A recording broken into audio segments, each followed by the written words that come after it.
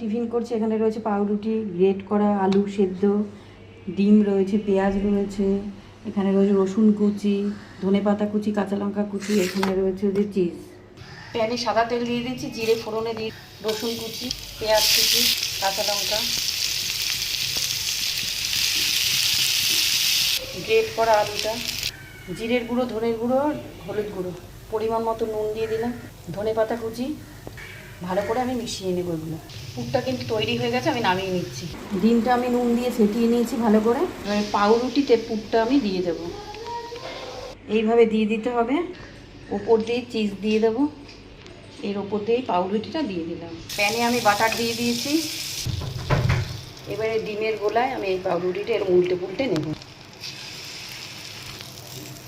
এইভাবে উল্টে দেবো। হয়ে গেছে, তুলে নিচ্ছি, নামিয়ে নিয়েছি।